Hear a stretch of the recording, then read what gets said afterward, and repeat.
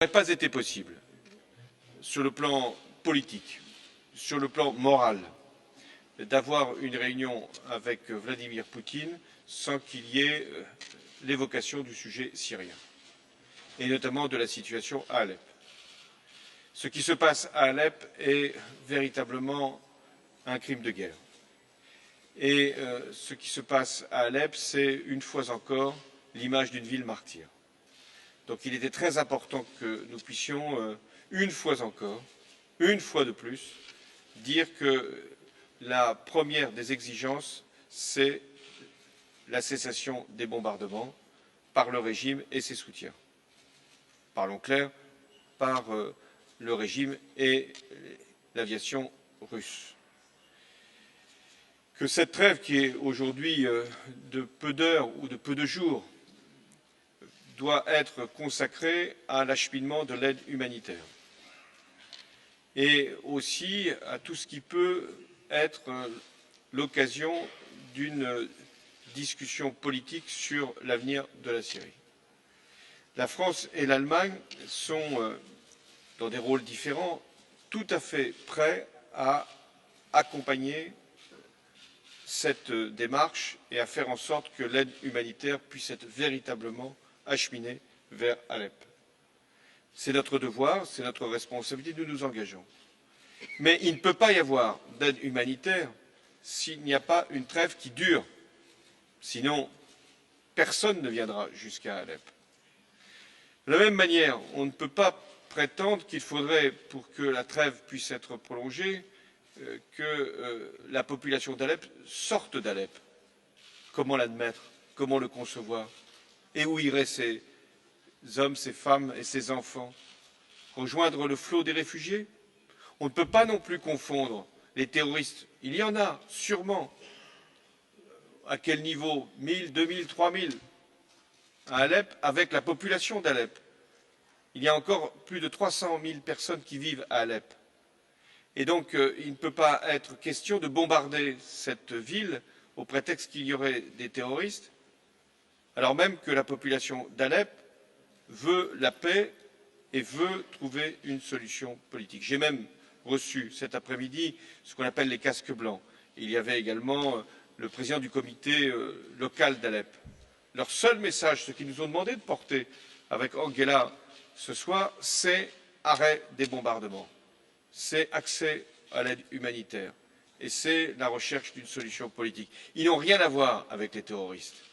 Et moi, je ne peux pas tolérer que l'on puisse, au prétexte de lutter contre le terrorisme, et la France y prend sa part. Il prend sa part depuis des années, et pas simplement au Moyen-Orient, bombarder des populations civiles pour, soi-disant, atteindre les terroristes. Et nous avons eu cette explication avec Vladimir Poutine. Je vais prendre un exemple. À Mossoul, en Irak donc, il y a une ville qui est tenue par Daesh. Nous ne bombardons pas la population. Il se peut qu'il puisse y avoir ici ou là des frappes pour détruire les installations militaires de Daesh. Mais nous ne mettons pas sous un tapis de bombes cette ville.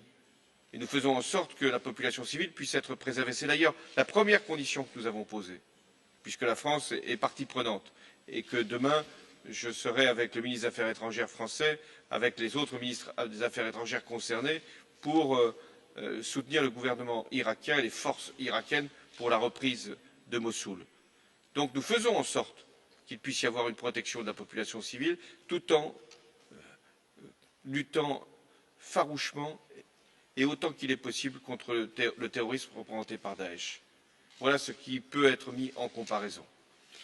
Nous sortons de cet entretien avec l'impression qu'il peut y avoir une prolongation de la trêve, mais c'est d'abord à la Russie et au régime syrien d'en faire la preuve. Et c'est vrai que c'est aussi à tous ceux qui veulent la trêve à Alep d'en garantir la prolongation. Voilà pourquoi cette réunion était très importante et je remercie encore Angela.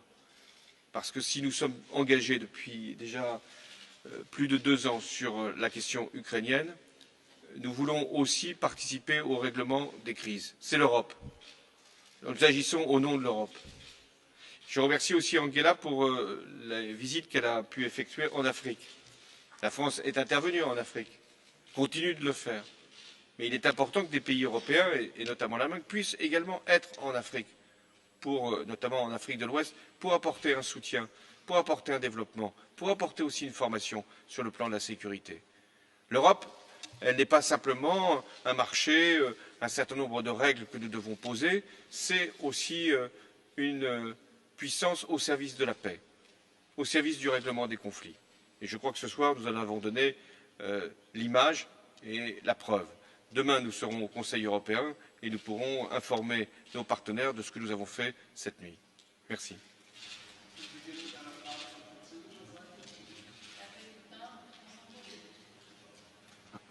Oui, Hervé Toutain, France Info. Une question pour le président Hollande. Vous venez de déclarer que vous aviez l'impression que la trêve pourrait être prolongée à Alep.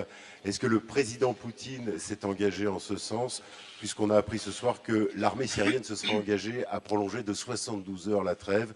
Et seconde question, est-ce que vous pensez que le président Poutine serait prêt maintenant à un discours politique, à envisager un véritable cessez-le-feu? Moi, je ne peux pas parler à sa place, et je m'en garderai bien. Ce que j'ai compris, c'est qu'il était disposé à aller au-delà des 8 heures qui avaient été annoncées. Combien de temps ensuite? Pour nous, aussi longtemps qu'il est possible d'assurer cette trêve. Mais c'est à lui d'en faire la démonstration avec le régime.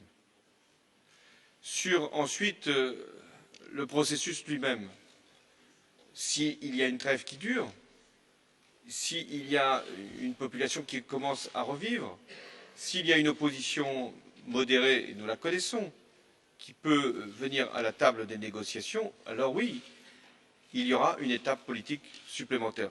Mais on ne peut pas préjuger de cette étape tant qu'on n'a pas la trêve durable à Alep et d'une manière générale ensuite en Syrie. Mais notre ennemi demeure Daesh et les groupes extrémistes fondamentalistes. Et de ce point de vue-là, la France, là aussi, montre qu'elle est déterminée pour lutter contre l'État islamique, Daesh. Et s'il était nécessaire de le démontrer, nous faisons ce que nous avons à faire en Irak et en Syrie, et notamment à Mossoul en ce moment même.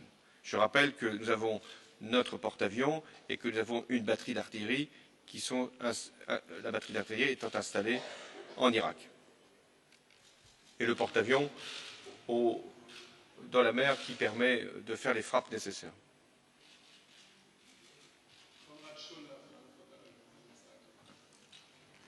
Frau Bundeskanzlerin, Herr Präsident, ich möchte mich mit meiner Frage auf die Ukraine konzentrieren. Vielleicht könnten Sie uns mehr über die Roadmap sagen und über die auseinanderliegenden Meinungen, die Sie eben erwähnt haben.